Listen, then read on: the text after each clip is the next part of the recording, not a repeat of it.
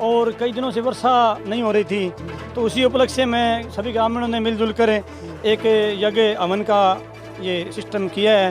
तो इससे इंद्र देवता प्रसन्न होंगे और बारिश होगी, ऐसी कामना करते हैं। अगर नमस्कार, आप देख रहे हो द ग्राउंड नेटवर्क। मैं हूं आपके साथ विक्रम इंदौरा।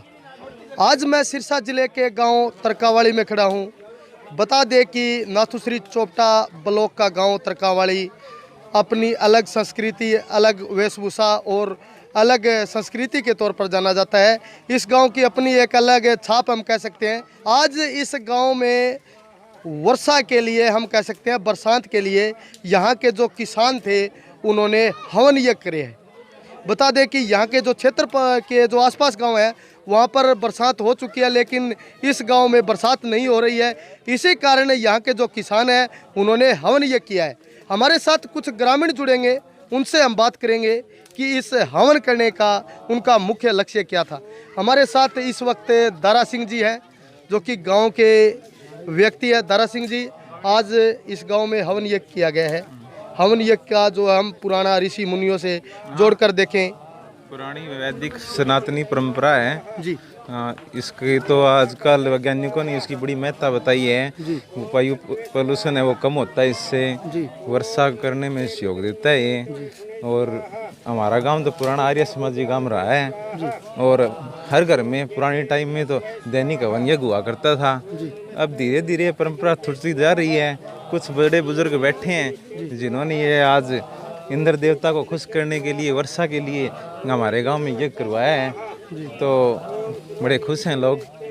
जैसे आप बता रहे हो भी नियमित रूप से दैनिक ये प्रक्रिया चलती थी, तो थोड़ा स्पष्ट रूप से बताएं कि किस तरीके से जो लोग थे, आर्य समाजी ये गांव रहा है, किस तरीके से वो हवन यज्ञ करते थे। वैदिक परंपरा थी गांव के अंदर, वैदिक परंपरा थी गांव के अंदर। सभी दैनिक हवन यज्ञ करवाया करते थे।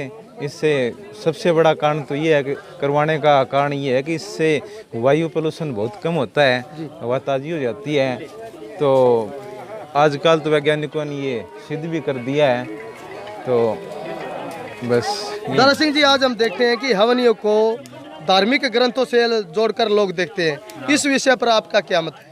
ये हवन की महत्ता तो हर धर्म, हर संप्रदाय में है। ये इसमें तो सनातनी लोग भी इस यज्ञ को बड़ा महत्व देते हैं। बाकी वैदिक परंपरा में तो सदा से ही है, तो इसकी महत्ता तो हर धर्म, हर संप्रदाय में है। बंसी बेनीवाल जी, क्या उद्देश्य? इंद्र देवता खुद से देखो ऊपर बारिश के लिए, क्या बारिश हो जाएगी?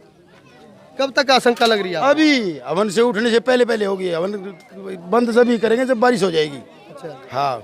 तो अगर हमें ग्रामीणों की बात करें तो कितना सहयोग मिला है? पूरे गांव का सहयोग है, बढ़िया सहयोग है। मेरा गांव में एक पेट का गांव है, गांव में कोई वाद विरोध नहीं है, बिल्कुल प्रेम से रहते हैं सारे, पूरा गांव प्रेम से ही। हमारे साथ इस वक्त और भी ग्रामीण हैं, आइए उनसे बात करते हैं। क्या नाम है जी आपका? मान सिंह नाम है जी। अच्छा, मान सिंह जी, इतना लंबा टिक्का भी लगा रखा है आपने, हाँ जी। क्या उद्देश्य है आज का? आज तो जी ये हमारे पुरातन समाज में, संस्कृति, भारतीय कल्चर में हवन और यज्ञ का विशेष महत्व है।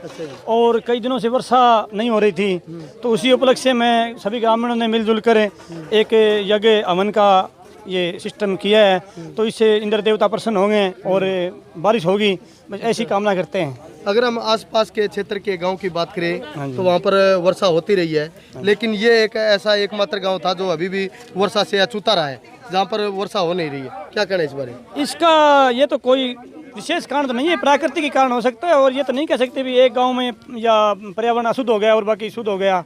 ये कोई प्राकृतिक सिस्टम है जी, इसकी तो नजर ही बरसती है। प्राकृतिक लिया जैसे देखा जाए कितना का सार्थक है ये जी। पुराणों, हमारे शास्त्रों में बताया गया है कि हवन और यज्ञ की विशेष महत्ता बताई गई है। और हमारे वेदों में, शास्त्रों में लिखा है कि टाइम टाइम पर हमारे मनीषी ऋषि हैं वो हवन यज्ञ करते थे। और हमारे जो बुजुर्ग हैं ना, वो भी शाम को हवन करके और फिर बाद में खाना लेते थे। और माताएं बहनें तो अभी भी लगभग जिस दिन व्रत रखती हैं उस दिन छोटा हवन करती हैं, वो कोई या धूपिया लगाती हैं। तो इससे पर्यावरण, वातावरण घर का शुद्ध होता है। और इससे अगर सामूहिक रूप से किया जाए तो इसका बहुत बड़ा विस्फोटक कारण होता है। जैसे इसके कीटाणु फैलते हैं तो इससे बहुत ज़्यादा वातावरण शुद्ध होता है, जीवाणु फैलते हैं। आज के दौर में हम देखें तो ये हवन यज्ञ ये छूटता जा रहा है, तो किन का दोष माने? ये तो जी धीरे धीरे भारतीय युवा वर्ग इस बात को भूलते जा रहे हैं। हमारे बुजुर्ग तो इस बात का महत्व अभी समझते हैं और ये करते आए हैं, लेकिन युवा पीढ़ी को हमें बताना है, जागरूक करना है। अब ये युवा साथी जुड़ रहे हैं साथ में, तो इनको भी इस चीज़ का महत्व समझ में आएगा और धीरे धीरे ये यज्ञ की यवन की महत्ता समझ में आएगी और ये हमारी संस्कृति जुड़ा हुआ है और ये स्टार्ट रहेगा, सदू रहेगा। बहुत बहुत धन्यवाद जी।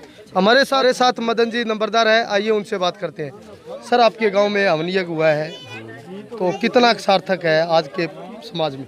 बहुत बढ़िया जी, बहुत बढ़िया माहौल हो रहा है गांव में। बहुत खुशी की है। गांव सब गाँवों साथ दिया है, सहयोग दिया है। अच्छा, सबने इस हवन में आहुति दी है।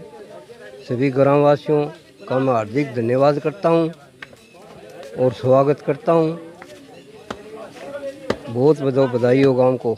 चलो, हमारे साथ मदन जी नंबरदार और तमाम ग्रामवासियों से भी हमने बात की, तो इन्होंने बताया कि जो प्राचीन काल में जो ऋषि मुनि थे वो भी यज्ञ करते थे ताकि जो पर्यावरण है, उस पर्यावरण की शुद्धता है वो लगातार बरकरार रहे।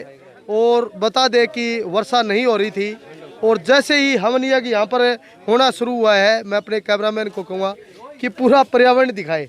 आप ये देख सकते हो, धीरे धीरे हम जो ड्रिजलिंग कह सकते हैं, जो बूंदाबांदी जिसको हम बोलते हैं, वो भी आनी शुरू हो गई है।